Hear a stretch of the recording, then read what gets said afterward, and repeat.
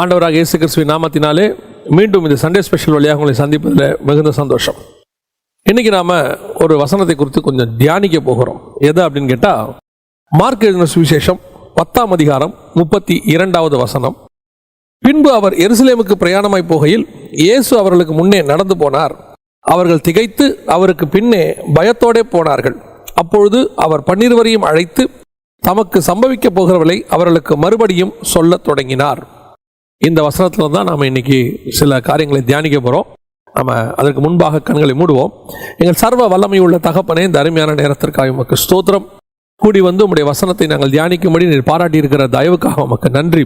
உடைய பாதத்திலே உட்கார்ந்து எடுபடாத நல்ல பங்கை தெரிந்து கொண்ட மரியாதை போல ஆண்டவரே, நாங்களும் எடுபடாத நல்ல பங்கை தெரிந்து கொள்ள கர்த்தர் கிருபை பாராட்டுங்கப்பா. ஆண்டவரே, வேத வாக்கியங்களை அறிந்து கொள்ளும்படி எங்கள் இருதயங்களை திறந்து கொடுங்க. ஆண்டவரே, உடைய வசனம் நாங்கள் மாத்திரமல்ல, கேட்கிற யாவருக்கும் புரியத்தக்கதாக போஜனமாக இருக்கத்தக்கதாக கிருபை பாராட்டும். பரிசுத்த ஆவியானவரே, உம்மை நம்பி நாங்கள் நிற்கிறோம். நீர் மாத்திரம் மகிமைப்படும். எங்கள் ஆண்டவர் இயேசுவின் நாமத்தில் பிதாவே, ஆமென், ஆமென். மார்க் எழுதின சுவிசேஷம் 10ஆம் அதிகாரம் 32வது வசனத்துல, பின்பு அவர் எருசலேமுக்கு பிரயாணமாய் போகையில் இயேசு அவர்களுக்கு முன்னே நடந்து போனார். அவர்கள் திகைத்து அவருக்கு பின்னே பயத்தோடே போனார்கள் அப்படின்னு இருக்கு. இந்த வசனத்தை தியானிக்கிறதுக்கு முன்னாடி என்னுடைய சகோதரி எனக்கு ஒரு தடவை ஃபோன் பண்ணி இந்த வசனத்தை குறித்து, அண்ணன் ஏன் இப்படி அவங்க திகைச்சு பின்னே போனாங்க அப்படின்னு சொல்லி ஒரு டவுட் கேட்டாங்க. அதற்கு பிறகுதான் இந்த வசனத்தை தியானிக்க ஆரம்பித்தோம். அதற்கு பிறகு ஆண்டவர் சில காரியங்களை அந்த பர்டிகுலர் வசனத்திலிருந்து சொல்ல தொடங்கினார். அதை தான் உங்களோட கூட ஷேர் பண்ணலான்னு சொல்லி, இப்போ இயேசு எருசலேமுக்குள்ளே போகும் பொழுது, அவர்கள் எருசலேமுக்கு பிரயாணமாய் போகையில் இயேசு அவர்களுக்கு முன்னே நடந்து போனார். அவர்கள் திகைத்து அவருக்கு பின்னே பயத்தோடு போனார்கள். இதுதான் ரொம்ப முக்கியம்.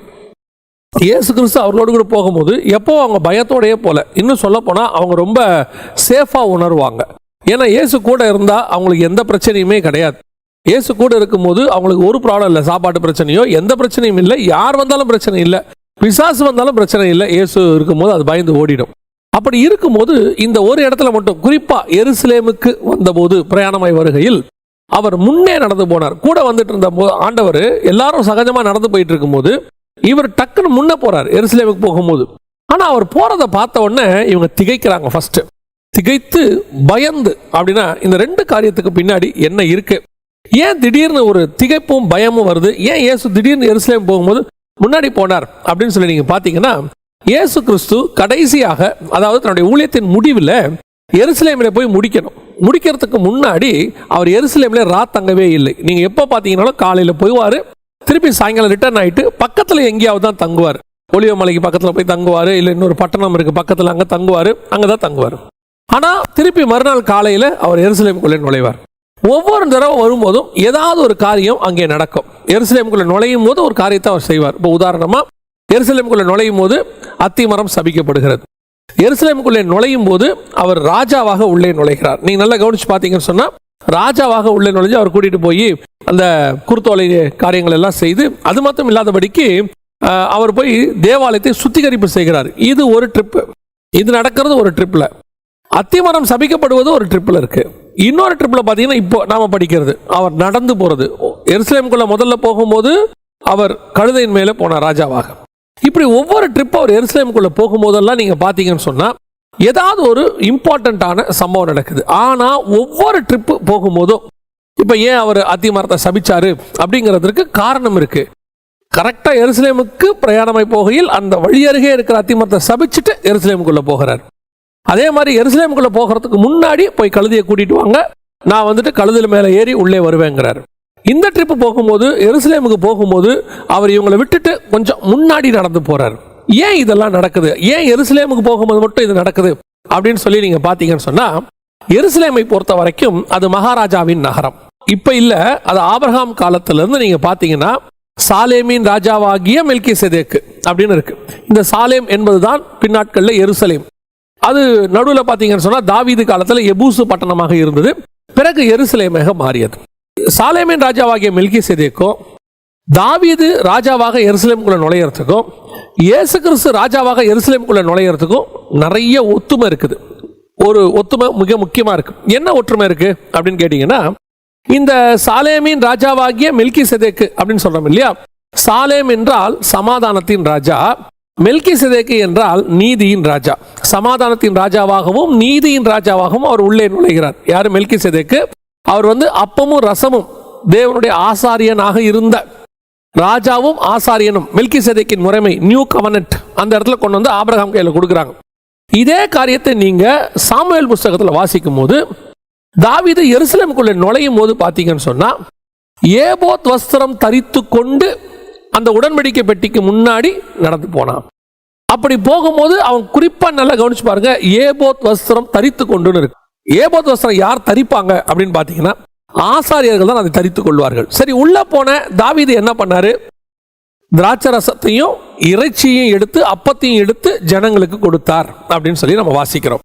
இது ராஜாவும் ஆசாரியனுமாய் அவர் இருக்கிறார், மெல்கிசேதேக்கின் முறைமை. இதனுடைய தொடர்ச்சியை தான் நாம இங்க பார்க்கிறோம். இயேசு கிறிஸ்து முதல்ல கழுதை மேல வரும்போது ராஜாவாக வருகிறார், உள்ளே நுழைகிறார். அப்படி ராஜாவாக உள்ளே நுழையும் போது அந்த கழுதை மேல அவர் உட்கார்ந்து இருக்கிறார். உட்கார்ந்து இருக்கிற இயேசுவை அவர்கள் என்ன சொல்லி கூட்டிட்டு போறாங்கன்னா, யூதருக்கு ராஜான்னு சொல்லி அவர் கூட்டிட்டு போறாங்க. கரெக்ட், அதெல்லாம் நடக்குது. ஆனா உட்கார்ந்து இருக்கிறவர் எதுக்கு உள்ள போறாரு? பலியாகிற ஆட்டுக்குட்டியாக உள்ளே போறார். அவர் போகும்போதே இந்த வசனத்திலேயே என்ன சொல்றாரு? தனக்கு சம்பவிக்க போகிறவைகளை, அவர் கீழே பாருங்க, இதோ எருசலேமுக்கு போகிறோம், அங்கே மனுஷகுமாரன் பிரதான ஆசாரியத்தில் வேதபாரத்தில் ஒப்பு கொடுக்கப்படுவார், அவர்கள் அவரை மரண ஆக்கினைக்குள்ளாக தீர்த்து புற தேசத்தாரிடத்தில் ஒப்பு கொடுப்பார்கள் அப்படின்னு சொல்றாரு அடுத்த வசனத்துல. அப்படின்னு நல்லா கவனிச்சு பாருங்க, இயேசு கிறிஸ்து உள்ளே எப்படி நுழைகிறார்? கழுதை மேல ராஜாவா போறாரு, அதற்கு மேல உட்கார்ந்துருக்கிற இவரு பலியாகிற ஆட்டுக்குட்டி. நம்ம ஏற்கனவே ஒரு செய்தியில் உங்களுக்கு சொல்லியிருக்கோம், ஞாபகம் இருக்கும்னு நினைக்கிறேன். இந்த கழுதை, கட்டப்பட்ட கழுதை என்பது எதை குறிக்கிறது அப்படின்னு கேட்டீங்கன்னு சொன்னா, யாத்ராகமத்தின்படி வசனம் சொல்லுது, கழுதையின் தலையீற்றை ஒரு ஆட்டுக்குட்டியால் நீ மீட்டுக் கொள்ளலாம் என்று இருக்கிறது. அப்ப ஏன் இயேசு கிறிஸ்து கழுதையின் மேல போனாரு? அதுவும் கட்டப்பட்டிருக்கிற கழுதை. பொதுவாக கழுதை கட்டப்படாது, காலை தான் கட்டி போட்டிருப்பாங்க. பொதுவாக கழுதையை வீட்டில் கட்டி போட மாட்டாங்க. எந்த கழுதை கட்டப்பட்டிருக்கும் அப்படின்னு கேட்டீங்கன்னா, பொதுவாக என்ன சொல்லுவாங்கன்னா, தலையீற்றான கழுதை, அதாவது பலி கொடுக்க வேண்டிய கழுதை. இந்த பலி கொடுக்க வேண்டிய கழுதையை நீ எப்படி மீட்டுக் கொள்ளலாம் அப்படின்னா, ஒரு ஆட்டுக்குட்டியால் மீட்டுக் கொள்ளலான்னு யாத்ராகமத்தில் இருக்கு. இப்ப இங்க இயேசு கட்டப்பட்டிருக்கிற அந்த கழுதையை அவிழ்த்து விட்டு அதன் மேல ராஜாவாக உள்ளே நுழைகிறார். ஏன்னா இது நமக்கு பழைய ஏற்பாட்டு தீர்க்க தரிசனம், அது நிறைவேறணும். ராஜாவாகவும் கழுதையின் மேலும் மரியின் மேலும் ஏறி வருகிறார். அப்படி வரும்போது மேல உட்கார்ந்து இருக்கிறவர் ஆட்டுக்குட்டி, பலி, ராஜாவாகவும் ஆசாரியனாகவும் உள்ளே நுழைகிறார். அதனாலதான் உள்ள வந்த இயேசு கிறிஸ்து, ராஜாவா உள்ள வந்த இயேசு கிறிஸ்து எருசலேமில் பஸ்காவை ஆசாரிக்கிறார். ஆசாரிக்கும் போது அப்பத்தையும் ரசத்தையும் எடுத்து கையில கொடுக்கிறார். இதுதான் தாவீது செய்தது. அப்பத்தையும் திராட்சை ரசத்தையும் இறைச்சியையும் எடுத்து கொடுக்கிறார். இயேசு அந்த அப்பத்தை கொடுக்கும்போது என்ன சொல்றாரா? இது உங்களுக்காக பிற்கப்படுகிற என்னுடைய மாம்சமா இருக்கிறது. இறைச்சி, அப்பம், திராட்சை ரசம், 3 அங்க இருக்கு. தாவீது கொடுக்கும்போது இறைச்சி, அப்பம், திராட்சை ரசம். ஏன் அவன் இறைச்சியை கொடுத்தானா? அவன் மாம்சத்தை கொடுக்க முடியாது. இயேசு கிறிஸ்துவின் மாம்சம் அதுக்கு அடையாளமாக இருக்கிறது. சோ இதைத்தான் கொண்டு வந்து தாவீது செய்தாரு. அதே காரியத்தை இயேசு செய்கிறார். சோ இயேசு எருசலேமுக்குள்ளே நுழையும் போதெல்லாம் எப்படி நுழைகிறாரு? மெல்கிசேதேக்கின் முறைமையின்படி உள்ளே நுழைகிறார். அந்த காரியத்தை அவருடைய அழைப்பின் நிமித்தம் அவர் எந்த முறைமையின்படி அழைக்கப்பட்டாரோ, அவர் நியாயப்பிரமாணத்தின் முடிவாக வந்தார். அவர் நியாயப்பிரமாணத்தின்படி விருத்தசேதனம் செய்யப்பட்டார். அவர் நியாயப்பிரமாணத்தை மீறுகிறதுக்காக ஒன்றும் சொல்ல, நியாயப்பிரமாணத்தை கரெக்டா ஃபாலோ பண்ண சொன்னாரு. ஆனால் அவர் சொல்ல வந்தது மெல்கிசேதேக்கின் முறைமையின்படி. அதனால்தான் எபிரேயர் நிருபத்தில் வாசிக்கிறோம், அவர் மெல்கிசேதேக்கின் முறைமையின்படி நித்திய ஆசாரராக இருக்கிறார். இதே காரியத்தை 110ஆம் சங்கீதத்தில் தாவீதும் சொல்றார். அப்ப இயேசு கிறிஸ்து ஏன் அப்படி உள்ளே போகும்போது, அது வரைக்கும் எருசலேமுக்கு வருகிற வரைக்கும் அவர் நிற்கும் போது, அவரை பார்க்கும் போது அவர் எப்படி போறாரு அப்படின்னு கேட்டீங்கன்னு சொன்னா, சாதாரணமாக தான் நடந்து வந்துகிட்டே இருக்கிறார். அவர் அவர்களுக்கு ஒரு போதகராக, அவங்களோடு கூட ஒரு நண்பராக, சகோதரனாக அப்படிதான் நடந்து வந்துட்டே இருக்கிறார். ஆனால் அந்த எருசலேமுக்குள்ளே நுழைகிற இடம் வந்த உடனே அவருடைய அல்லாதபடிக்கு தானாகவே அவருடையதான அந்த ராஜரீகம் வெளிப்படுகிறது. அந்த ஜைஜான்டிக் திங் வெளியே வருது. நான் தான் எப்பவும் சொல்லுவேன், இயேசு கிறிஸ்துவை நாம் எப்பொழுதுமே எப்படி பார்க்கிறோம் அப்படின்னு கேட்டீங்கன்னு சொன்னா, நமக்கு இயேசு கிறிஸ்துவை மட்டுப்படுத்துறதுக்கு பிசாசு பண்ணி வச்ச மிக முக்கியமான ஒரு காரியம் எது அப்படின்னு கேட்டீங்கன்னு சொன்னா, இந்த போட்டோ. அந்த போட்டோல இயேசுவை சாந்தமா காட்டி, இயேசு இப்படி இருப்பாரு, நல்லா தெரிஞ்சுக்கொள்ளுங்க, இயேசு சாந்தம், அமைதி, மன்னிக்கிறவர் எல்லாம். அதே நேரத்தில் முழு பைபிள்லையுமே யாருடைய கோபம் ரொம்ப ஆக்கினை தீர்ப்பு கொண்டு வரும், நியாய தீர்ப்பு கொண்டு வரும் தெரியுமா? குமாரனுடைய கோபம். சங்கீதம் 2 சொல்லுது, வெளிப்படுத்தல் 6 சொல்லுது. குமாரனுடைய கோபத்திற்கு அப்படின்னு வசனம் சொல்லுது. எங்களை மறைத்து கொள்ளுங்கள்னு சொல்றாங்க. இப்ப இயேசு கிறிஸ்துனுடைய ஜைஜாண்டிக் தன்மை, அந்த ராஜ ரீகம், அவர் பலியான ஆட்டுக்குட்டியாய் வெளிப்படும் போது அவர் நமக்கு கிருபை பொருந்தினவராக, தயை பொருந்தினவராக வெளிப்பட்டார். கிருபையும் இரக்கமும் நிறைந்தவராக வெளிப்பட்டார். அதே நேரத்தில் ராஜாதி ராஜாவாய் வெளிப்படும் பொழுது வசனம் சொல்லுது 19ஆம் அதிகாரத்தில் அவர் வருகிறார், பூமியை நியாயந்தீர்க்க வருகிறார் என்று யூதா 14 ஏனோக்கு சொல்றார். ஆனா எப்படி வருவார் தெரியுமா? ராஜரீகமாக, ஜைஜாண்டிக் காடாக. அவர் அந்த தன்மை வெளிப்படும் போது பாருங்க, அத்தனை பேரும் திகைக்கிறாங்க. இது வரைக்கும் நார்மலா இருந்த ஆண்டவர் அப்படியே மறுரூபம் ஆகிறார். மறுரூபம்னா வேற ரூபத்துக்கு போல அவருடைய ஆக்டிவிட்டிஸ் மாதிரி தானாவே அந்த எருசலேம் கேபிட்டல் சிட்டிக்குள்ள நுழைகிறோம். அந்த கேபிட்டல் சிட்டிக்குள்ள நுழையும் பொழுது அவரை அறியாமல் அவருக்குள்ள இருக்கக்கூடிய ராஜரீகம் வெளிப்படுகிறது. அவன் பார்த்து திகைக்கிறான். அப்படிப்பட்டதான ஒரு தேவன் தான் நம்முடைய தேவன். அவருக்கு பின்னாடி போகிற நாம எப்படி இருக்கணும் தெரியுமா? ராஜாவுடைய பிள்ளைகள். அவன் திகைத்து அவருக்கு பின் சென்றார்கள். பயந்து, அவங்களுக்கு பயம் வந்துருச்சு. என்னடா இவர் திடீர்னு இப்படி போறாரு? அவருடைய நட, வாக்கிங் ஸ்டைல் எல்லாம் எப்படி மாறுது? சாதாரண மனுஷிலிருந்து ராஜாவாக மாறுகிறது. ஒரு சாதாரண போதகராக, டீச்சராக இருக்கிறவர் இப்பொழுது ராஜாதி ராஜாவாய் மாறி உள்ளே நுழைகிறார். இதை நான் வெறுமனே கற்பனைக்காக, கவிதை நயத்துக்காக உங்களுக்கு சொல்லல. யோவான் எழுதின சுவிசேஷம் 18ஆம் அதிகாரம் 5-6 வசனங்கள். அவருக்கு அவர்கள் பிரதியுத்தரமாக, நசரேயனாகிய இயேசுவை தேடுகிறோம் என்றார்கள். அதற்கு இயேசு, நான் தான் என்றார். அவரை காட்டி கொடுத்த யூதாசும் அவர்களோடு கூட நின்றான். நான் தான் என்று அவர்களிடத்தில் அவர் சொன்ன உடனே, 6வது வசனம், நான் தான் என்று அவர் அவர்களிடத்தில் சொன்ன உடனே அவர்கள் பின்னிட்டு தரையிலே விழுந்தார்கள். நல்ல கவனிங்க, அவர் நான் தான் மட்டும்தான் சொன்னார், வேற ஒண்ணுமே சொல்லல. நான் தான் என்று சொன்ன உடனே அவர்கள் பின்னிட்டு தரையில் விழுந்தாங்க. ஏன் பின்னாடி போய் விழுந்தாங்க எல்லாரும்? இயேசு நான் தான் சொன்ன உடனே அந்த பின்னாடி போய் விழுறதுக்கு என்ன காரணம்? யோசிச்சு பாருங்க. இயேசுவை பிடிக்க வந்திருக்கிறாங்க, அது ஒரு பெரிய படை, ரோம சேவகர்கள் வந்திருக்கிறாங்க. இவர் கெத்செமனேல ஒரு சாதாரண போதகர், அந்த ஊர் படி, ஒரு சாதாரண தீர்க்கதரிசி, அவர்கள் படி.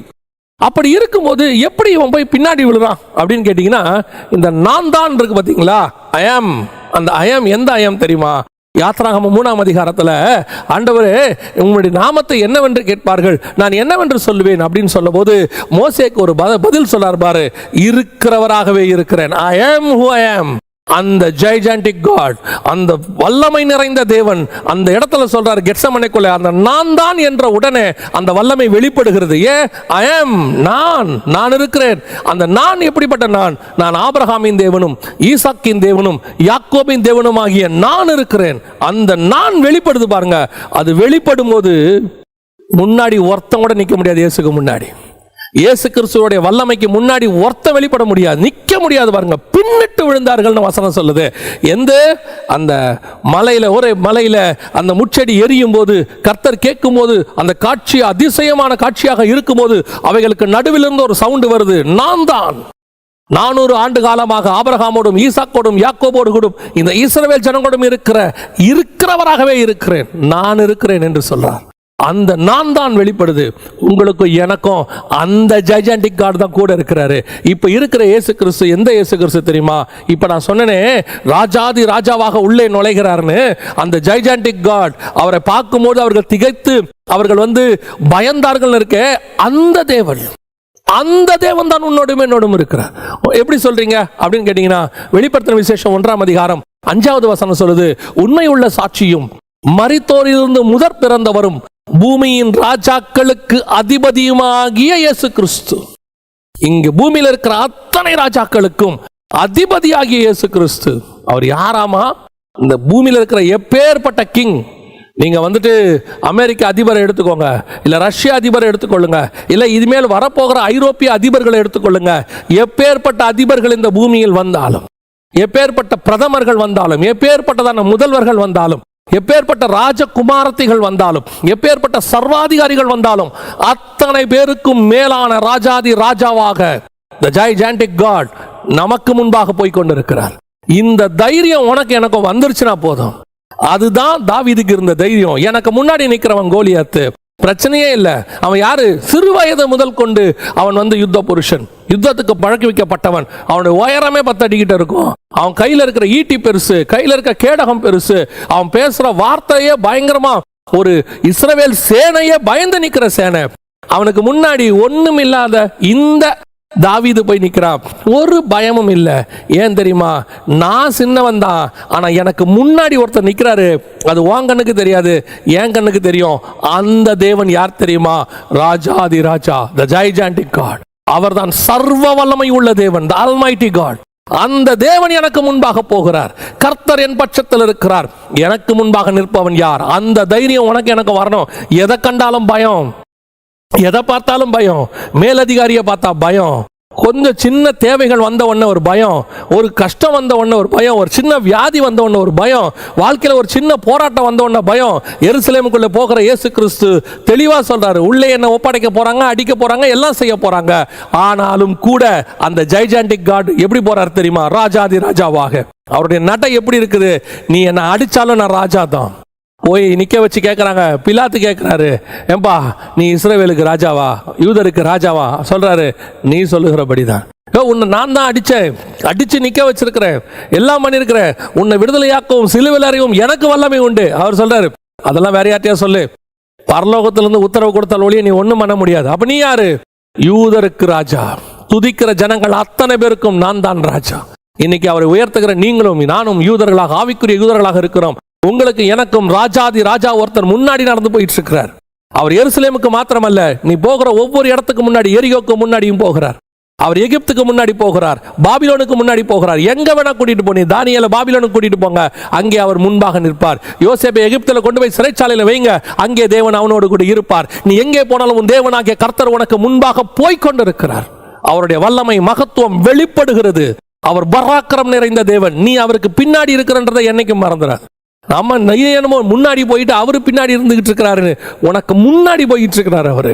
அந்த தேவன் நடக்கிற நடையே பயத்தை உண்டாக்கும். உன்னோடு கூட கர்த்தர் இருக்கிறார் என்கிற அந்த காரியம் வெளிப்படும் போது, அப்பேற்பட்ட பெரிய சேனையை வச்சுக்கிட்டு இருக்கிற ஆகாப்புக்கு ஒத்த எலியாவை பார்த்தா பயம்.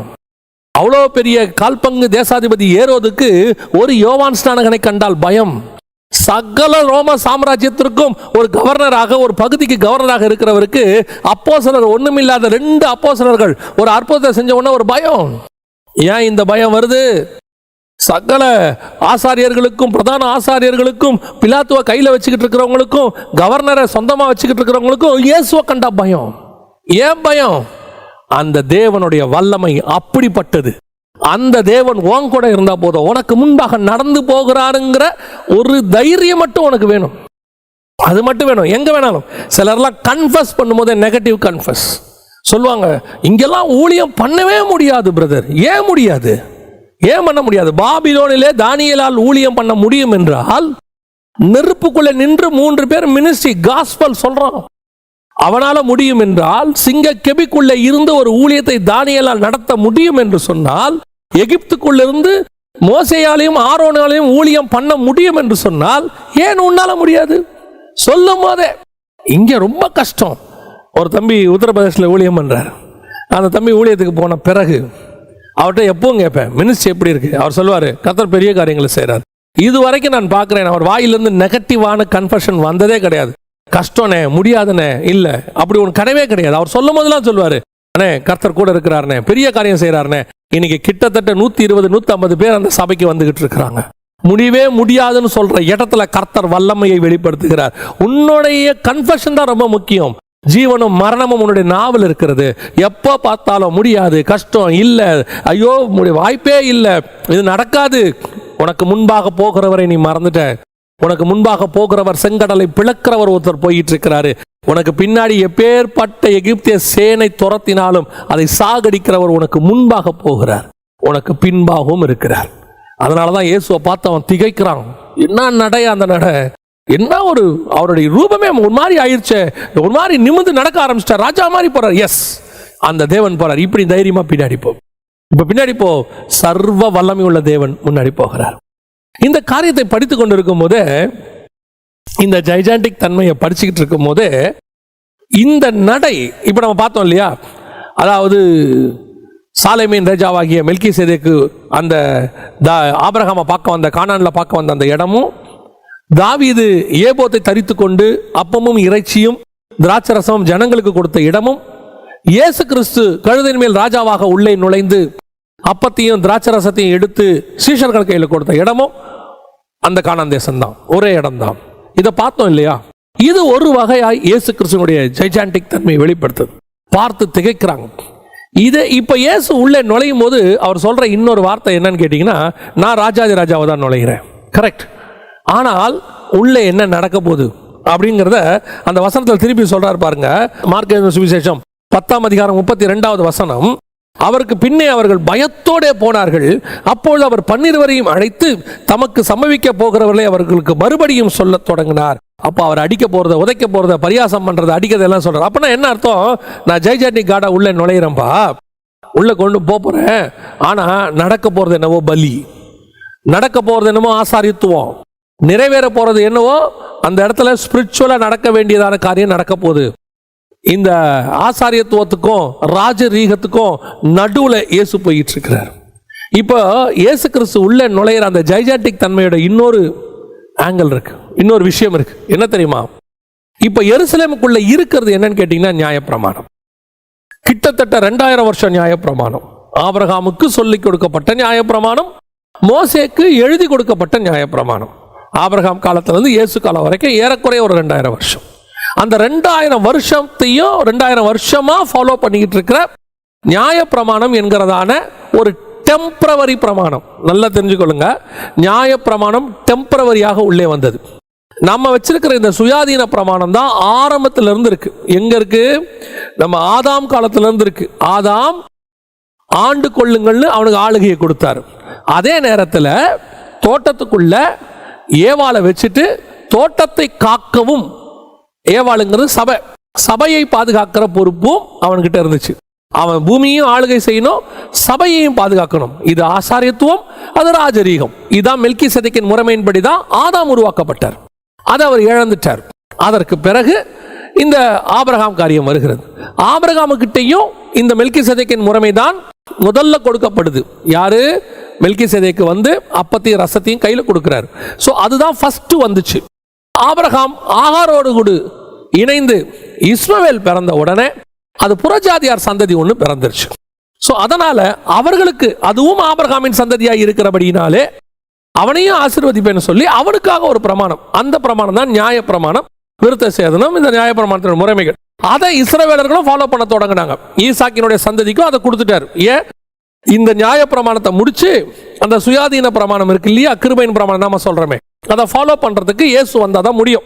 ஸோ அது வரைக்கும் நீங்க இதை ஃபாலோ பண்ணுங்கன்னு டெம்பரவரியா, ஏன்னா அது வரைக்கும் அவங்க செத்துறக்கூடாது.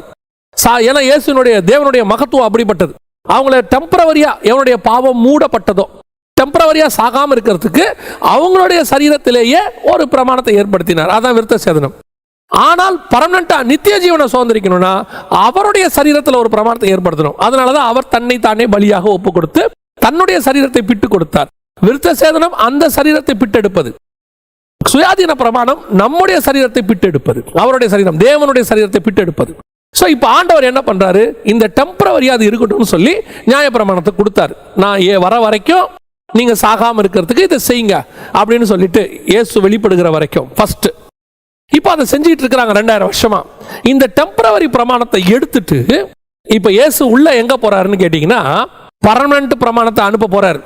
சுயாதீன பிரமாணம் உள்ள வரப்போகுது. அப்பமும் ரசமும் எடுத்து கொடுத்து இது என் ரத்தத்தினாலான புதிய உடன்படிக்கையா இருக்கிறது அப்படின்னு சொல்றாரு. சோ அந்த நியூ கவனன்ட்டை உள்ள நுழைக்க போறாரு. எங்க? எருசலேமிலிருந்து உலகம் முழுக்க கொண்டு போக போறாரு. அதுதான் கர்த்தருடைய பிளான். இப்ப நல்லா கவனிச்சிங்கன்னா இதை இம்ப்ளிமெண்ட் பண்ண போற காடு எப்படி போறாரு யோசிச்சு பாருங்களேன். இது வரைக்கும் இருக்கிற விஷயத்தெல்லாம் எடுத்துட்டு நியூவா ஒரு விஷயத்தை இம்ப்ளிமெண்ட் பண்ண போறவங்க பொதுவா என்ன செய்வாங்கன்னா பயங்கரமா எல்லாருக்கும் சொல்லிட்டு செய்ய மாட்டாங்க, யாருக்கும் சொல்லாம செஞ்சுட்டு கடைசியா செஞ்சிருவாங்க. ஒரு உதாரணமா ஒரு பாஸ்வேர்டை கம்ப்யூட்டர்ல ஒருத்தருக்கு தெரியாம மாற்ற போறாங்க. அவர் எப்படி மாத்துவாரு? யாருக்கும் தெரியாம கம்ப்யூட்டருக்குள்ள போய் ஹேக் பண்ணி அந்த எல்லாத்தையும் மாத்தி விட்டுட்டு அப்புறம் வந்து சொல்லும் போது பாத்தீங்கன்னா எல்லாம் மாத்தியாச்சு, அவங்களால இவங்களை எதுவும் செய்ய முடியாது. இப்போ ஒரு உளவு காரியங்கள் இருக்குது, ஒரு நாடு இன்னொரு நாட்டை பிடிக்க போது அந்த நாட்டில் போய் தங்களுடைய காரியங்களை இம்ப்ளிமெண்ட் பண்ண போறாங்க. அவங்க திடீர்னு பட்டையன்னு போய் படையெடுத்து செய்ய மாட்டாங்க. அதுக்கு முன்னாடியே அந்த நாட்டுக்கே தெரியாம சில காரியங்கள்லாம் ஆயத்தப்படுத்துவாங்க. ஆயத்தப்படுத்திட்டு அதுக்கப்புறம் போய் இம்ப்ளிமெண்ட் பண்ணுவாங்க. ஆனால் இயேசு அப்படி செய்யல. இயேசு எப்படி போறாரா, அந்த காரியத்தை இம்ப்ளிமெண்ட் பண்ண போறாரு. இப்போ நான் உள்ள போறேன்ப்பா, என்னை அடிப்பாங்க, பரியாசம் பண்ணுவாங்க, ஒப்பு கொடுப்பாங்க, மீண்டும் 3ஆம் நாள் உயிரோடு கூட எழுவேன், அப்போ புதிய உடன்படிக்கை வரப்போகுது, இதெல்லாம் சுமந்துக்கிட்டு போற இயேசு எப்படி போறாரு தெரியுமா? யாருக்கும் தெரியாம மறைவா உள்ள போல, யாருக்கும் தெரியாம மறைவா மலைஞ்சு உள்ள போய் நிக்கல. அவர் எப்படி போறாராம் தெரியுமா? ஜைஜாண்டிக்காக. அவர் எப்படி போறாரா? ராஜாவாக.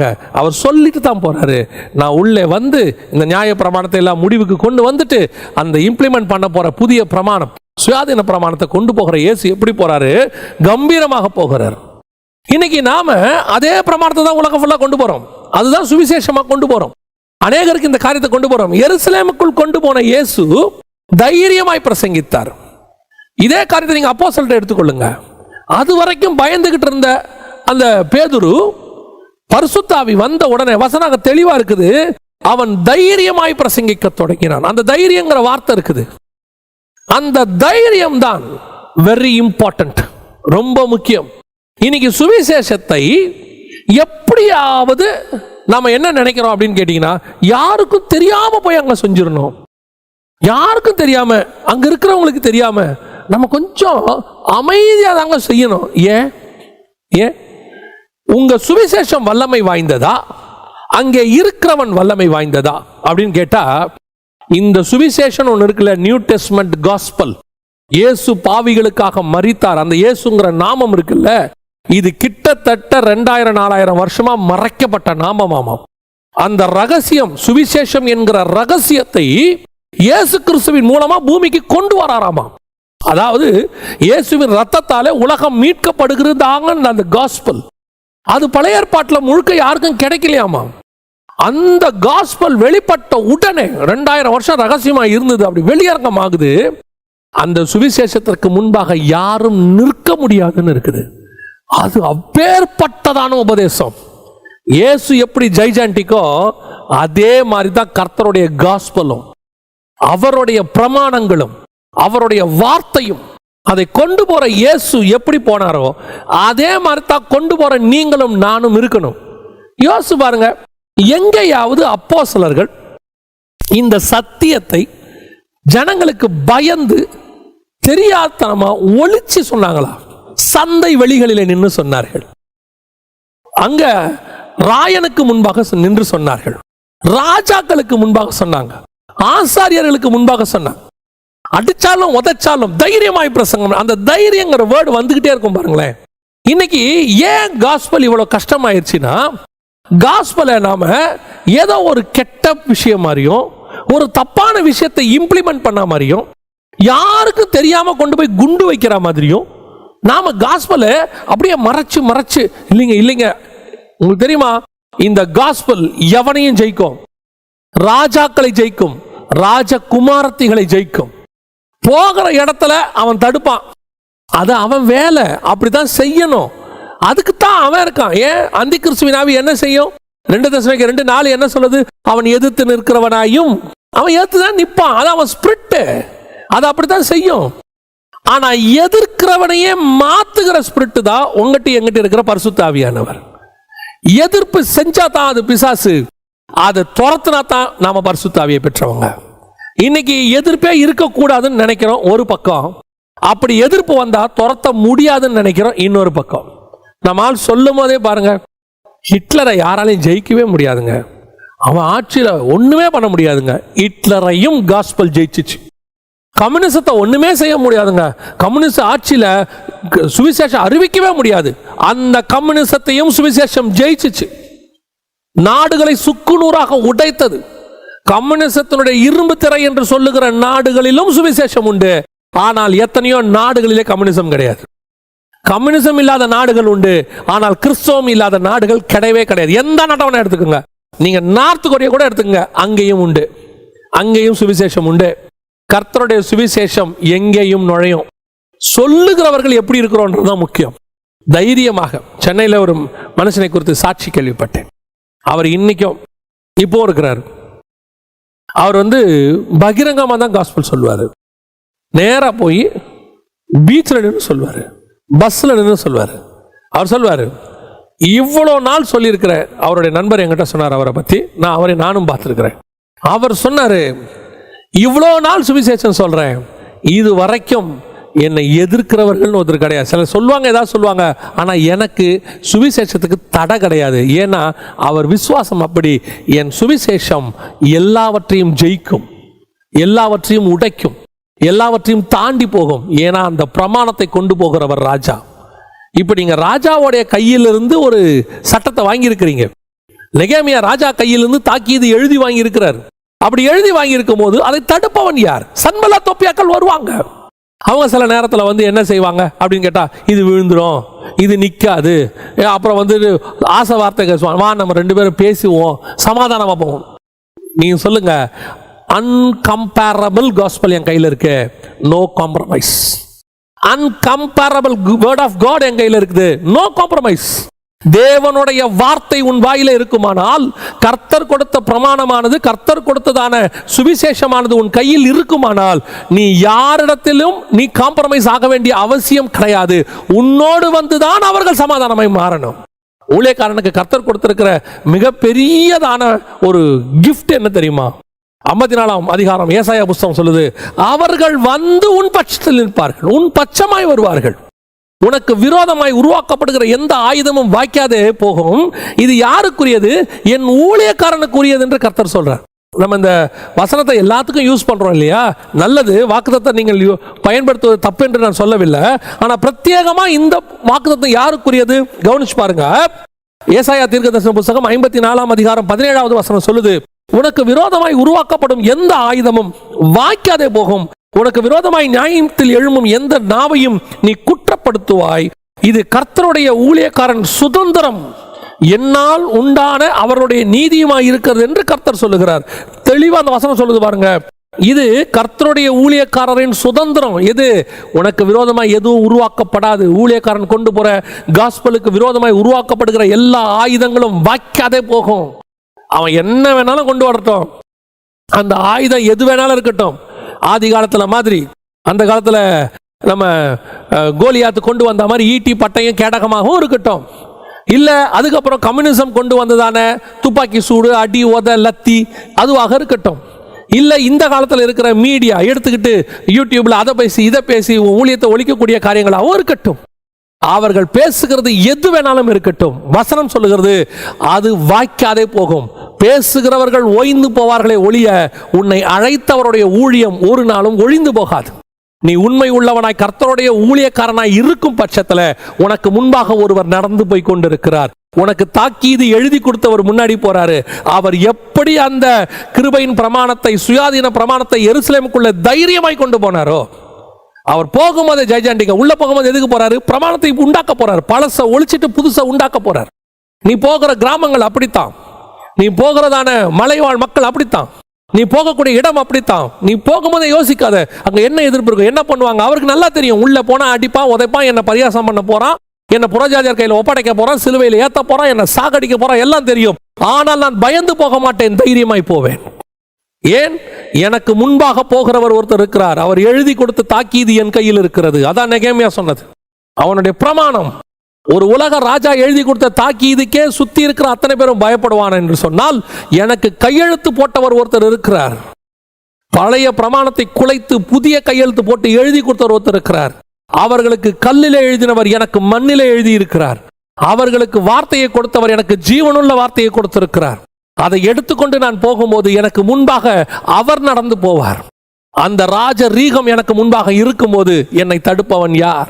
உம்மாலே ஒரு சேனைக்குள் பாய்வேன், உம்மாலே நான் மதிலை தாண்டுவேன். தைரியமா போகணும், பிரமாணத்தை மாத்த போகணும். அந்த கிராமத்துக்குள்ள சுவிசேஷம் சொல்லவே முடியாதுங்க. சொல்லுவான், இதுக்கு முன்னாடி போயிட்டு வந்த நிறைய ஊழியக்காரங்க சொல்லுவாங்க, இதுக்கு முன்னாடி இருக்கிற நிறைய டினாமினேஷன் சொல்லும், ஐயோ அந்த இடத்துக்கு போகவே முடியாதுங்க, சான்ஸே இல்லைங்க, அங்க காஸ்பல் விதைக்கவே முடியாது. இருக்கிறதுல இந்த டஃபஸ்ட் பிளேஸ் கர்த்தர் சொல்றாரு, உன் கையில் இருக்கிற பிரமாணத்துக்கு எந்த டஃபஸ்ட் பிளேஸையும் ஒட்டச்சி கதவுகளை நொறுக்கிறவர் ஒருத்தர் உனக்கு முன்னாடி போய் கொண்டிருக்கிறார். இரும்பு தாப்பால்களை முறிக்கிறவர், வெண்கல கதவுகளை உடைக்கிறவர் ஒருத்தர் உள்ளே போயிட்டு இருக்கிறார். நீ போ, அந்த பவர் உன் கையில் இருக்கு, கர்த்தர் கொடுத்திருக்கிறாரு. அவர் நடக்கிற நடையிலேயே ஒரு திகைப்பு வரும். நீ சொல்லும் போது உன்னுடைய ஊழியத்தை பார்க்கும்போது ஒரு திகைப்பு வரும். எல்லாரும் ஊழியத்தை ஜனங்களை எப்படி பண்ணிக்கிட்டு இருந்தாங்களாம், தெரு முனைகளில் நின்று ஜனங்களை ஏமாத்திக்கிட்டு இருந்த காலகட்டத்தில் ஒருத்தர் வந்து எப்படி பிரசங்கம் பண்ணாராம் தெரியுமா? போதகரே, நீர் முகதாட்சண்யம் இல்லாதவர் என்றும். எவன் முகத்தை பார்த்து பேசுறதே இல்லையாமா. அன்னைக்கு உள்ள ஆசாரியர்கள் எப்படி பேசிக்கிட்டு இருந்தாராமா? முகதாட்சண்யம். பணக்காரனுக்கு ஒரு ரூலு, ஏழைக்கு ஒரு ரூலு, இதெல்லாம் வச்சுக்கிட்டு பேசிக்கிட்டு இருக்காராமா. இயேசு எப்படி இருந்தாரா தெரியுமா? முகதாட்சண்யம் இல்லாதவர் என்றும். நீர் எதற்கும் அன்காம்ப்ரமைஸ், எதுக்குமே நீர் காம்ப்ரமைஸ் ஆகிறதில்லை என்றும் நாங்கள் கண்டிருக்கிறோம். இந்த தைரியத்தோட தான் நீ நானும் போகணும். அப்படி எடுத்துட்டு போகணும் காஸ்பல. அப்படி போறவர் தான் ஜெய்ஜாண்டிக்கா போக முடியும். நீ இங்க உனக்கு தெரிஞ்ச ஒருத்தங்கிட்ட குனிஞ்சிட்டினா பிசாசு பார்ப்பான். இவன் அவங்ககிட்டயே குனிஞ்சிட்டான், அவங்ககிட்டயே பயந்துட்டான், அவனுக்கே அவன் வச்சிருக்கிற காசுக்கே இவன் வந்து கொஞ்சம் குனிஞ்சிட்டான், பயந்துட்டானா இவன் நமக்கும் பயப்படுவான்னு பிசாசுக்கு அவன் மேல இருக்கிற தைரியம் போயிடும். ஒரு பெரிய இராணுவ குரூப் ஒன்றை குறித்து ஒரு நாட்டில் எழுதியிருந்த ஒரு காரியத்தை நான் படித்திருந்தேன். அதில் அவங்க வீழ்த்த முடியாத ஒரு குரூப், அவங்க கொரில்லா படைகள் மாதிரி. அவங்க கடைசியில் அவங்க இருந்த இடத்த அவங்க கையிலேயே கொடுத்துடலான்னு அந்த நாடு முடிவு பண்ணிருச்சு. காரணம் என்னன்னு கேட்டீங்கன்னு சொன்னா, அவர்களுடைய போர் முறை, அவருடைய நேர்த்தி, அவங்க கிட்ட இருந்தக்கூடியதான அந்த ஒழுக்கம் எல்லாத்தையும் பார்த்துட்டு அவங்களுக்கு எதிராக நிற்கிற பெரிய படையை பயந்துருச்சான். இவனுங்களை ஜெயிக்க முடியாது, இவங்களோட காம்ப்ரமைஸா போயிடலான்னு சொல்லிட்டு காம்ப்ரமைஸா போயிடுவோம். சரி, அவன் கேட்குற அந்த கொஞ்சம் நாட்டை கொடுத்துருவோம், நம்மளுடைய எல்லைக்குள்ள கொஞ்சம் இடத்த கொடுத்துருவோம், ஏன்னா இவனுங்கிட்ட சண்டை போட்டு நம்மளால ஜெயிக்க முடியாதுங்கிற இடத்துக்கு அவங்க வந்துட்டாங்க. அந்த நேரத்தில் அந்த நாட்டுக்கு ஒரு புதிய தலைவன் ஒருத்தன் வரான். அவன் சொல்றான், இவனை ஜெயிக்க முடியும்னு எனக்கு ஒரு நம்பிக்கை இருக்கு அப்படிங்கிறான். எப்படி சொல்றீங்க? கடைசியாக அவன் ஒரு உபயாந்திரத்தை கையாண்டான். என்ன கையாண்டான்? நான் ஜெயிக்கணும்னா எனக்கு அவங்க உதவியும் வேணும், அவங்களும் எனக்கு கொஞ்சம் உதவி பண்ணாதான் நான் ஜெயிக்க முடியும். அப்போ ஏன்னா அந்த தலைவன் ஆகிறதுக்கு எதிர்த்து நிற்கிற ஒருத்தன் நிற்கிறான், அவனுடைய நாட்டிலேயே. அவனை விட இவன் மேலே வரணும்னா இவங்களுடைய உதவி கொஞ்சம் தேவைப்படுது அப்படின்னு சொல்லிட்டு அந்த கொரில்லா படையோடைய தலைவர்கிட்ட போயிட்டு ஒரு ஆள் அனுப்புகிறான். இந்த மாதிரி அவர் தலைவர் ஆகணும்னு விரும்புகிறாரு, ஆனால் அவருக்கு எதிராக நிற்கிற ஆள் வந்து ரொம்ப பவர்ஃபுல்லாக இருக்கான். ஸோ இப்போ இவர் தலைவர் ஆயிட்டாருன்னா அவர் உங்களுக்கு ஃபேவரான காரியங்கள் செய்வார். இப்போ அந்த எதிராக நிற்கிற ஆளை உங்கள் கொரில்லா படக்காரங்க கொலை பண்ணிட்டாங்கன்னா நான் தனியாக தலைவர் ஆகிடுவேன், அதுக்கு என்ன பண உதவி வேணுமோ நான் செய்கிறேன் அப்படின்னு அந்த தலைவர் சொல்கிறாருன்னொன்னே இந்த கொரில்லா பட தலைவர் என்ன நினைக்கிறாரு? பரவாயில்ல, இவன் வந்து நமக்கு காசு கொடுக்கறது ரெண்டாவது, ஆனால் இவன் தலைவரானா இப்போ நம்ம இவன் தலைவராதுக்கு உதவி பண்ணோம்னா இவன் நமக்கு ஃபேவராக இருப்பான், நாளைக்கு இவன் நமக்கு எந்த விதத்திலும் எதிர்க்க மாட்டான்னு சொல்லி அந்த கொரில்லா பட தலைவரும் என்ன பண்றாரு? இவர் ஜனாதிபதி ஆகிறதுக்கு அல்லது இவர் தலைவர் ஆகிறதுக்காக இவர் என்ன பண்றாரு? அந்த ஆளை எதிர் நிற்கிறவனை இல்லாம பண்ணிடுறாங்க. அதற்கு பிறகு இவர் ஜனாதிபதி ஆகிறார், தலைவராக மாறுகிறார். தலைவராக மாறின பிறகு இவர் வந்து என்ன முடிவெடுக்கிறாரு? இப்போ இவரை கேட்குறாங்க, உங்க நாட்டில் ஒரு எதிரி கும்பல் இருக்குதே, ஒரு இடத்த பிடிச்சிக்கிட்டு இருக்கு, அவங்க உங்களுக்கு தொல்லையா இல்லையா, அவங்கள என்ன பண்ண போறீங்க? அவர் சொல்றாரு, அவர்களை நான் ஒரு 2 வருஷத்துக்குள்ளே ஒழித்து கட்டி விடுவேன் அப்படின்னு. இந்த தைரியம் அதுக்கு முன்னாடி இருந்த யாருக்குமே இல்லை, ஒருத்தருக்குமே இல்லை. இதை கேட்ட அந்த கொரில்லா பட தலைவருக்கும் இவனுக்கு எப்படி இந்த தைரியம் வந்துச்சு? இவன் தலைவராகிறதுக்கே நான் தானே காரணம். இந்த பையன் சரி ஏதோ சும்மா சொல்லியிருப்பானு, ஆனால் நடந்தது என்ன தெரியுமா? கரெக்டாக அவர் வந்த 2-3 வருஷத்துக்குள்ள அவர்களை ஒழித்து விட்டார். எப்படி ஒழிக்க முடிஞ்சிச்சுன்னு அவரை கூப்பிட்டு கேட்குறாங்க.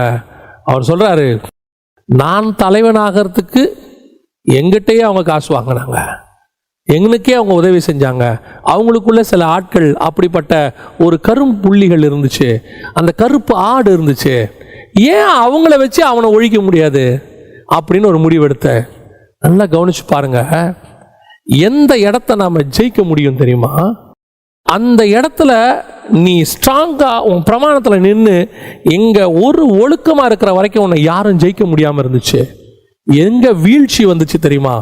எப்போ உன்னுடையக்குள்ள சில தவறுகள் நுழைய ஆரம்பிச்சிச்சோ உன் மேல இருந்த பயம் அவர்களுக்கு போயிருச்சு. உன்னை ஜெயிக்கிறதுக்கு மூல காரணம் என்ன தெரியுமா? உன் மேல இருந்த பயம் போனது. அதுக்கு முன்னாடி இருந்தவங்களுக்குலாம் அவங்க மேல ஒரு பயம் இருந்துச்சு, ஐயோ அவங்க ரொம்ப ஸ்ட்ராங், ஆனால் அவன் லஞ்சம் வாங்குவான், அவன் கொஞ்சம் வளைஞ்சு கொடுப்பான், அவன் கொஞ்சம் அசால்ட்டா கொஞ்சம் அவனை வளைச்சிடலான்னு ஒரு தைரியம் மேலே வந்துருச்சுனாலே உன்னை ஜெயிச்சிருவாங்க அவங்க. எதுக்கு உனக்கு சொல்கிறேன்? உன் கையில் இருக்கிற பிரமாணம் அப்படிப்பட்ட பிரமாணம். ஆனா நீ எப்படிப்பட்டவங்கிறதா முக்கியம். இயேசுக்கு என்ன தைரியம் தெரியுமா? நான் பரிசுத்தர், என்கிட்ட உலகத்தின் அதிபதி வருகிறான், அவனுக்கு என்னிடத்தில் ஒன்றும் இல்லை, என்கிட்ட இருக்கிற பிரமாணம் ஸ்ட்ராங்கு, நானும் ஸ்ட்ராங்கு, இதை யாராலையும் தடுக்க முடியாது. அந்த தைரியம் இயேசுக்கு இருந்துச்சு. சுவிசேஷத்தை கொண்டு போற உனக்கு அந்த தைரியம் இருக்குதா? இயேசுவை சொல்ற உனக்கு அந்த தைரியம் இருக்குதா? உன் கையில் இருக்கிற சுவிசேஷம் இன்னைக்கும் ஸ்ட்ராங் தான். உன் கையில் இருக்கிற கர்த்தருடைய பிரமாணம் இன்னைக்கும் ஸ்ட்ராங் தான். உன் கையில் கர்த்தர் கொடுத்திருக்கிற வரம் இன்னைக்கும் ஸ்ட்ராங் தான். கர்த்தர் உங்ககிட்ட கொடுத்திருக்கிற ஊழியம் பயங்கரமான ஸ்ட்ராங். நீ எப்படி இருக்க? இயேசுனுடைய தைரியமான நடைக்கு காரணம் என்ன தெரியுமா? இவங்க அத்தனை பேரை விட அவர்கிட்ட உண்மை இருந்தது, உத்தமம் இருந்தது, பரிசுத்தம் இருந்தது. அதனால் அந்த ஜைஜாண்டிக் தன்மை இருந்துச்சு. ஒரு ஊழியக்காரங்கிட்ட உண்மை இருக்கிற வரைக்கும், சத்தியம் இருக்கிற வரைக்கும், அவங்கிட்ட கர்த்தர் கொடுத்திருக்கிறதான ஒழுக்கம் இருக்கிற வரைக்கும் அவனுடைய வார்த்தைகள் தைரியமா இருக்கும். எங்கே அவன் பணத்துக்காகவோ, எங்கே அவன் மற்ற காரியங்களுக்காகவோ காம்ப்ரமைஸ் ஆகிறானோ, அதற்கு பிறகு அவனுடைய வார்த்தையில அந்த தைரியம் இருக்காது, தைரியம் போயிடும். ஏன் பேதுருவுக்கு இல்லாத தைரியம் பவுலுக்கு ஏன் வந்துச்சு? யூதர்களை பார்த்தால் காம்ப்ரமைஸ் ஆகணுங்கிற தன்மை பேதுருக்கு வந்த போதே அவனுடைய ஊழியத்தில் ஒரு படி இறங்கிருச்சு. யூதனும் இல்லை, கிரேக்கனும் இல்லை, நான் எல்லாருக்கும் எல்லாம் ஆனேன்னு சொல்லி பவுல் சொன்னா பாருங்க, அதுதான் அன்காம்ப்ரமைஸ் மினிஸ்ட்ரி. அவன் கையில தான் சத்தியம். அந்த சத்தியம் தான் இன்னைக்கு நமக்கு பைபிளா மாறி இருக்கு பாருங்க. அதுதான் நான் உங்களுக்கு சொல்றேன். நீங்க முன்னாடி போறவர் ஒருத்தர் எப்படி போனார்னா, சத்தியத்தை மட்டும் கொண்டு போல, சத்தியத்தை கொண்டு போறவர் அந்த சத்தியத்தின் படியையும் வாழ்ந்தார். அதுதான் அவருக்கு அந்த மகத்துவத்தை கொண்டு வந்தது, அதை செய்தது. கடைசியான ஒரு காரியத்தை உங்களுக்கு நான் சொல்ல வேண்டும் என்று விரும்புகிறேன். இந்த காரியத்தை நான் நல்லா வாசிக்கிட்டே இருக்கும் போது இந்த இயேசு நுழைகிற அந்த ஜைஜாண்டிக் தன்மை, நம்ம சொன்னோம் இல்லையா, அவர்கள் பார்த்து திகைத்து, முதல்ல அவர் அந்த ராஜ பிரமாணத்தை உள்ளே கொண்டு போறாரு, ராஜாங்கிற அந்த தன்மையோடு உள்ள போறாரு. ஏன்னா அவர் அப்படித்தான் போகணும், ஏன்னா அவர் நகரம், அவர் அப்படி போனா தான் பரலோகம் அவர் அப்படிதான் போக சொல்லி இருக்குது, அப்படிதான் போனார். இப்போ நம்ம ராஜாக்களும் ஆசாரியருமா அழைக்கப்பட்டோம், நாமளும் அப்படித்தான். ஒரு இடத்துக்குள்ள நுழையும் போது நமக்குள்ள அந்த ராஜரீகம் உள்ள இருக்கணும், அதான் ரொம்ப முக்கியம். ராஜரீகம் உள்ள இருக்கணும். உடனே இயேசு போயிட்டு சீசர்களை கூப்பிட்டு, பா போயிட்டு நீங்க ராஜா ட்ரெஸ் வாங்கிட்டு வாங்க, வாடகைக்கு போட்டுப்போம், போட்டுட்டு உள்ளே போவோம், ஒரு 2 வாள் கத்தி எடுத்துட்டு வாங்க, ஒரு கிரீடம் கொண்டு வாங்க, ஏன்னா ராஜாவா உள்ள போறேன். இல்லை, அவர் உள்ளதான் ராஜாவா இருந்தார். வெளியே அதே ஆசாரிய ட்ரெஸ் தான், சாதாரண ட்ரெஸ் தான். ஆனா உள்ள இருதயத்தின் மிகுதினால் அது வெளிப்படுகிறது. உள்ள என்ன இருக்கோ அதான் வெளிப்படும். தைரியமா இருக்கிற மாதிரி முகத்தை வச்சுக்கிறதுக்கும் உண்மையா தைரியமா இருக்கிறதுக்கும் வித்தியாசம் இருக்குது. ராஜா மாதிரி நடிக்கிறதுக்கும் ராஜாவாவே இருக்கிறதுக்கும் நேச்சர் அது வெளிப்படும் தானா. அந்த வெளிப்பாடு தான் இயேசுகிட்ட வந்துச்சு. அவர் வெளிப்படுத்தணும்னு நினைக்கல, அந்த எருசலேமை பார்த்த உடனே அவருக்கு வெளிப்பட்டுருச்சு. அதே மாதிரி தான் உங்களுக்கும் வரும். அந்த ஊழியத்துல கர்த்தர் கொடுக்கிற வல்லமையில ஏந்திரிச்சு நிற்கும் போது தானாவே உனக்குள்ள இருந்து வல்லமை வெளிப்படும். அது நீ தனியா நீ பிராக்டிஸ் எல்லாம் பண்ண வேண்டாம், அப்படியே தைரியமா நீ காட்டுற மாதிரிலாம் நினைக்க வேண்டாம். உனக்குள்ள இருந்து அந்த வல்லமை புறப்படும். ரெண்டாவது, அதை கொண்டு போன அவர் இருக்கார், அவருக்கு ஒரு தைரியம் இருந்துச்சு, நான் இம்ப்ளிமெண்ட் பண்ண போறேன். அந்த இம்ப்ளிமெண்ட் பண்றேன்னா கர்த்தருக்கு முன்பாக அந்த அந்த ஜைஜாண்டிக் தன்மை கொண்டு போற நீ எப்படி இருக்கிற, அது நீங்களும் அந்த இயேசுவை போல இருந்தீங்கன்னா கொண்டு போகிற உங்க சுவிசேஷத்துக்கும் அந்த வல்லமை உண்டு. கடைசியாய் இதை அப்படியே பார்த்துட்டே படிச்சுட்டே இருக்கும்போது இதே மாதிரி ஒரு நடை இயேசு செய்யறாரு. எங்க செய்யறாரு அப்படின்னு கேட்டீங்கன்னு சொன்னா, வெளிப்படுத்தின விசேஷம் 5ஆம் அதிகாரம் 6-7 வசனங்கள்ல நீங்க வாசிக்கும் போது, இதோ அடிக்கப்பட்ட வண்ணமாயிருக்கிற ஒரு ஆட்டுக்குட்டி சிங்காசனத்திற்கும் 4 ஜீவன்களுக்கும் மூப்பருக்கும் மத்தியில் நிற்க கண்டேன். அது 7 கொம்புகளையும் 7 கண்களை உடையதாய் இருந்தது. அந்த கண்கள் பூமி எங்கும் அனுப்பப்படுகிற தேவனுடைய 7 ஆவிகளையாம். அந்த ஆட்டுக்குட்டியானவர் வந்து, இயேசு அப்படி வந்து வாங்குறாரு. இந்த சம்பவத்தை கொஞ்சம் நீங்க யோசிச்சு பாருங்க, ஆவிக்குரிய கண்களை திறந்து கொஞ்சம் யோசிச்சு பாருங்க. அதுக்கு முன்னாடி தான் யோவான் அழுகுறாரு, இந்த புஸ்தகத்தை வாங்க யாருமே இல்லையா, முத்திரையை உடைக்க யாருமே இல்லையா அப்படின்னு யோசிச்சு அழுதுட்டு இருக்கிறாரு. அழுதுட்டு இருக்கிற அந்த நேரத்துல தூதன் வந்து சொல்றான், அழகா சொல்லுவான், யூதா கோத்திரத்து சிங்கமும். 5வது வசனம், அப்பொழுது மூப்பர்களில் ஒருவன் என்னை நோக்கி, நீ அழ வேண்டாம், இதோ யூதா கோத்திரத்து சிங்கமும் தாவீதின் வேறுமானவர் புஸ்தகத்தை திறக்கவும். வரப்போறவர் யார் தெரியுமா? யூதா கோத்திரத்து சிங்கம். அப்படி உள்ள வருது. அவர் வந்து வாங்கினார். அப்படி நடந்து வர்றார் இயேசு. ஆனா வரவர் எப்படி இருக்கிறார் தெரியுமா? அடிக்கப்பட்ட வண்ணமா இருக்கிற ஆட்டுக்குட்டி. இவர் சிங்கம் தான், யூதா கோத்திரத்து சிங்கம் தான். ஆனா வெளியே எப்படி இருக்கிறா தெரியுமா? அடிக்கப்பட்ட வண்ணமா இருக்கிற ஆட்டுக்குட்டி. இப்ப மார்க் 10:32 வாசித்து பாருங்க. வர்றவர் எப்படி வர்றாரு? அடிக்கப்பட போகிற ஆட்டுக்குட்டி வருது. இங்க அடிக்கப்பட்ட வண்ணம் அடிச்சாச்சு. ஏன்னா இது இயேசுவோட சிலுவை மரணத்துக்கு பிறகு யோவான் பார்க்கிறது பரலோகத்துல. அடிக்கப்பட்ட வண்ணமா இருக்கிற ஆட்டுக்குட்டி. ஆனா எருசலேமுக்குள்ள நுழையும் போது அடிக்கப்பட போகிற ஆட்டுக்குட்டி அதான் உள்ள போற. அதனால தான் அவர் பின்னாடி என்ன சொல்றார்? திரும்பி தனக்கு சம்பவிக்க போகிறவர்களை அவர்களுக்கு விவரித்து சொன்னார் அப்படின்னு இருக்கு. சோ அடிக்கப்பட போகிற ஆட்டுக்குட்டி. ஆனா எப்படி நுழைகிறாரு? யூதா கோத்திரத்து சிங்கம். சிங்கம் எப்படி நடக்கும்?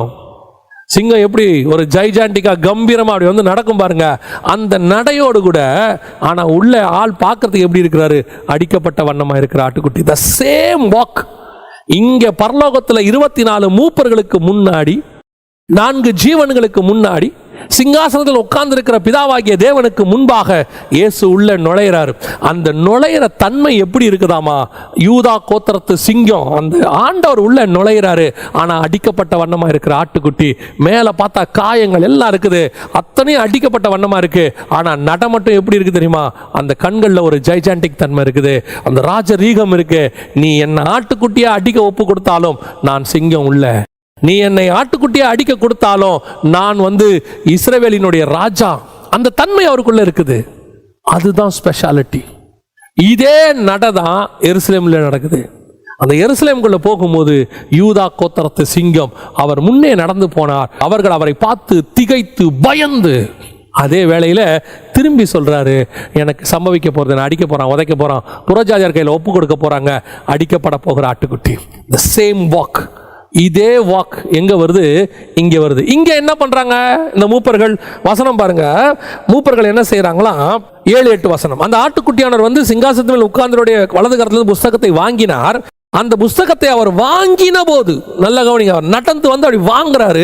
வாங்கும் போது அந்த 4 ஜீவன்களும் 24 மூப்பர்களும் தங்கள் தங்கள் சுரமண்டலங்களையும் பரிசுத்தவான்களுடைய ஜபங்களாகிய தூப வர்க்கத்தால் நிறைந்த பொற்கலசங்களையும் பிடித்துக் கொண்டு ஆட்டுக்குட்டியானவருக்கு முன்பாக வணக்கமாய் விழுந்து, அப்படியே அத்தனை பேர் 100% சரண்டர் ஆகிறான். அப்படியே கீழே விழுறான், வணக்கமாய் விழுந்து. யோசிச்சு பாருங்க அந்த காட்சி எப்படி இருக்கும் பரலோகத்துல. தேவன் அப்படி சிங்காசனத்தில் உட்கார்ந்து இருக்கும் போது இயேசு அப்படி நடந்து புஸ்தகத்தை அப்படி வாங்கும் போது அப்படியே 24 பேரும் விழுறாங்க கீழே, 4 ஜீவன்களும் விழுது. இவங்கெல்லாம் விழுறானா தூதர்களும் கண்டிப்பா விழணும். எல்லாரும் விழும்போது அடிக்கப்பட்ட வண்ணமா இருக்கிற ஆட்டுக்குட்டி அதை வாங்குறாரு. இந்த சேம் விஷயம் தான் எருசலேமுக்குள்ளே நடக்குது. இப்போ அவரு பிரமாணத்தை உருவாக்க போறாரு, பிதாவுடைய சித்தத்தை நிறைவேற்ற போறாரு. அப்படி உள்ள நுழையும் போது அப்படியே யூதா கோத்திரத்து சிங்கம் உள்ள நுழையுது, அடிக்கப்பட போகிற ஆட்டுக்குட்டி உள்ளே நுழையுது. அப்படியே மொத்த பரலோகம் இவரை பார்த்துருக்கோம். ஏன்? 4000 வருஷத்தினுடைய பாவத்தை சுமந்து தீர்க்கிறவர் உள்ளே நுழைகிறார். 4000 வருஷமாக இருக்கக்கூடியதான எல்லா காரியங்களையும் தீர்க்க போகிறவர், மாற்றி அமைக்க போகிறவர் உள்ளே நுழைகிறார். 2000 வருஷமா இருக்கிற டெம்பரவரி பிரமாணத்தை எடுத்துட்டு நித்திய பிரமாணத்தை கொண்டு உள்ளே நுழைக்கிறவர் அப்படி நுழைகிறாரு. அப்படி எருசலேமுக்குள்ள இயேசு நுழையும் போது பரலோகத்திலிருந்தும் அந்த அத்தனை பேரும் பார்க்கும்போது சீஷர்களும் பார்த்து திகைக்கிறார். என்ன வாக்குடாது, என்ன நட, இப்படி உள்ள போறாரு, இவருடைய பார்த்து பயந்து. அதே தான் இங்க நடக்குது பாருங்க. அப்படியே வணக்கமாய் விழுந்து. ஏன்னா உள்ள வர்றவர் அங்க தொடங்க போறாரு, இங்க முடிக்க போறாரு. அங்க தொடங்கினதை இங்க முடிக்கிறார். அதான் விஷயம். 2 ஒரே ஆண்டவர். பூமியில எருசலேமில் நடந்த ஆண்டவரும் பரலோகத்தில் புஸ்தகத்தை வாங்க நடந்த ஆண்டவரும் ஒரே ஆண்டவர். அங்கேயும் யூதா கோத்திரத்து சிங்கம் அடிக்கப்பட போகிற ஆட்டுக்குட்டி, இங்கே யூதா கோத்திரத்து சிங்கம் அடிக்கப்பட்ட ஆட்டுக்குட்டி. இந்த தேவனுடைய வல்லமை உன் கையிலும் என் கையிலும் இருக்கு. இப்போ உன் தேவனை நினைச்சுப்பார். இந்த தேவன் தான் உன் கூட இருக்கிறாரு. உனக்கு பயம் வருமா? இந்த தேவன் தான் உன்னை ஊழியத்துக்கு அனுப்பி இருக்கிறாரு. இந்த தேவன் தான் உன் குடும்பத்தை நடத்துறார். இந்த தேவன் தான் உன் கூட ஆபீஸ்ல உட்கார்ந்து இருக்கிறார். உலகத்தின் முடிவு பரியந்தம் சகல நாட்களிலும் உன்னோடு கூட இருப்பேன்னு சொன்னது இந்த தேவன் தான். நீ இன்னும் ஆண்டவரை எப்படி பார்த்துக்கிட்டு இருக்கிற? இன்னும் நீ அப்படியே உன்னை விட வீக்கா ஆண்டவரை வச்சுக்கிட்டு இருக்கிறோம். நம்மளை விட வீக்கா. என்னாலே ஒன்றும் செய்ய முடியல, இவரால் என்ன செய்ய முடியும்? ஆண்டவரை பார்த்து ஏதாவது செய்யுங்க. அவருக்கே ஆப்ஷன் கொடுக்குறோம். இந்த மாதிரி ஆண்டவரை இல்லை, இந்த மாதிரி இருந்தா கூட பரவாயில்ல ஆண்டவரே. ஆண்டவர்கிட்ட சொல்றாங்க. ஆண்டவர்கிட்ட கேட்கும் போதே, ஆண்டவரே நல்ல ஒரு கொடுங்க, இல்லை ஏதாவது கொஞ்சம் பழசு பட்டு இருந்தாலாவது கொடுங்க. நீ கேட்கறது யாருக்கிட்ட தெரியுமா? யூதா கோத்திரத்து சிங்கமும் தாவீதும் வேறுமானவர் அடிக்கப்பட்ட வண்ணமாய் இருக்கிற ஆட்டுக்குட்டி, அந்த ஜைஜாண்டிக் காட். இந்த தைரியம் ஒவ்வொரு விசுவாசிக்கும், ஒவ்வொரு ஆவிக்குரியவனுக்கும் ஒவ்வொரு ஊழியக்காரனுக்கும் வரணும். நீ எழுந்திருச்சு நிற்கும் போது as a representative of Lion of Judah, நீ யூதா கோத்திரத்து சிங்கத்தினுடைய ஒரு ரெப்ரசன்டேட்டிவாக நிற்கிறாய். நீ பரலோகத்தின் தேவன் உள்ளே அந்த 24 மூப்பர்களும் 4 ஜீவன்களும் வணக்கமாய் விழுந்த அந்த தேவனுடைய ரெப்ரசன்டேட்டிவாக நீ புல்பிட்ல எழும்பி நிற்கிற. அப்போ உனக்குள்ள இருந்து வெளிப்பட வேண்டியது என்ன தெரியுமா? பயம் இல்லை. கீழே உட்கார்ந்து இருக்கிறவனை பார்த்து பயம் இல்லை. அவனை பார்த்து உனக்கு பயம் வரக்கூடாது. உன்னோட பார்த்து அவன் திகைக்கணும். ஏன் இந்த ஆள் இப்படி இருக்கான்? முகதாட்சண்யம் இல்லாமல் எவரை குறித்தும் உனக்கு கவலை இல்லை என்றும் நாங்கள் அறிந்திருக்கிறோம். இயேசுவை பத்தி சொல்றா. இதே காரியம் அப்படியே யோவான் கிட்ட வெளிப்படும் பாருங்க. இதே காரியம் எலியா கிட்ட வெளிப்படும் பாருங்க. ஒரு இடத்துல எலியா எப்போ ஏசபேலுக்கு பயந்தாரோ அதோட அவர் காரியம் முடிஞ்சிச்சு. அதான் சொல்றேன், எதுக்கும் பயப்படக்கூடாது. நம்முடைய தேவன் அப்படிப்பட்டதான ஒரு தேவன். நமக்கு அவர் மேலதான் பயம் வரணுமே ஒழிய வேற யார் மேலேயும் பயம் வரக்கூடாது. நமக்கு முன்பாக ஒருவர் நடந்து கொண்டிருக்கிறார். அவர் யூதா கோத்திரத்து சிங்கம், தாவீதின் வேர், அடிக்கப்பட்ட வண்ணமாயிருக்கிற ஆட்டுக்குட்டி. அவை எல்லாவற்றுக்கும் மேலாக நம்முடைய தகப்பனாக அவர் இருக்கிறார். நான் அவருடைய பிள்ளை. அதே ஜெய்ஜாண்டிக்கோட தான் நீ நடக்கணும். அதே கம்பீரமா நீ நடக்கணும். அந்த எண்ணம் உனக்கு வரணும். நான் ராஜாவும் ஆசாரியனுமாய் அழைக்கப்பட்டவன். எங்க அப்பா ராஜாவும் ஆசாரியத்தை உருவாக்கினவர். நான் ராஜாவும் ஆசாரியமாய் அழைக்கப்பட்டவன். அவர் ஆரம்பித்து முடித்தார். நான் தொடர்ந்து அதை செய்து கொண்டிருக்கிறேன். இந்த தைரியம் உனக்கு வரணும்னா நீ முன்னாடி உட்கார்ந்துருக்கிற எவங்கிட்டையும் காம்ப்ரமைஸ் ஆகக்கூடாது. கூனி குறுக்கக்கூடாது, கை நீளக்கூடாது, அப்படியே போய் அவங்ககிட்ட போயிட்டு சிரிக்கக்கூடாது. உன்னை பார்த்தா அவனுக்கு அந்த ஸ்பிரிச்சுவல் பயம் வரணும். அந்த தேவன் உன்னோடு கூட இருந்தா இது தானாய் வரும். நாம ஜெபம் பண்ண போகிறோம். கண்களை மூடுவோம். சர்வ வல்லமையுள்ள எங்கள் தகப்பனே, இந்த அருமையான நேரத்திற்காக உமக்கு ஸ்தோத்திரம். உடைய மகிமையுள்ள கரத்தில் எங்களை தாழ்த்துகிறோம். எங்களுக்கு முன்பாக நடந்து போகிறவர் யூதா கோத்திரத்து சிங்கமும் தாவீதும் வேறுமாய் இருக்கிற தகப்பனே, எங்களுக்கு முன்பாக கதவுகள் அடைக்கப்படுகிறதில்லை. எங்களுக்கு முன்பாக சேனைகள் நிற்பதும் இல்லை. எங்களுக்கு முன்பாக செங்கடல் அடைத்து நிற்பதும் இல்லை. எங்களை எந்த சேனையும் பின்தொடர போகிறதும் இல்லை. எங்களுக்கு முன்பாக போகிறவர் அப்படிப்பட்டதான ஒரு தேவன். பழைய பிரமாணங்களை நொறுக்கி புதிய பிரமாணத்தை இம்ப்ளிமெண்ட் பண்ணக்கூடிய ஆண்டவர் எங்களுக்கு முன்பாக போகிறார். பழைய காரியங்களை எல்லாவற்றையும் எடுத்துட்டு புதுசான காரியங்கள் உன் வாழ்க்கையில செய்ய போகிறார். அந்த தேவன் நமக்கு முன்பாக போகிறார். ஆண்டவரே, நீர் எங்களுக்கு அப்படி செய்ய போற தயவுக்காய் உமக்கு ஸ்தோத்திரம். உமக்குள்ள இருந்த அந்த ராஜ ரீகமும் ஆசாரியத்துவத்தையும் எங்களுக்கும் நீர் தந்துவிட்டு போய் இருக்கிறீர். ஆண்டவரே, நாங்கள் அதை உணரட்டோம்ப்பா. உணர்ந்து அதை செய்ய எங்களுக்கு கிருபை பாராட்டும். மகிமையுள்ள கரத்தில் எங்களை தாழ்த்துகிறோம். இந்த வார்த்தைகள் ஒவ்வொருத்தருடைய இருதயத்துக்குள்ளும் கடந்து போகட்டோம்ப்பா. ஒவ்வொரு ஊழியக்காரனும் இப்படி நடந்து போக கர்த்தர் கிருபை பாராட்டும். ஆசீர்வதியும். இயேசுவின் நாமத்தில் பிதாவே, ஆமென்.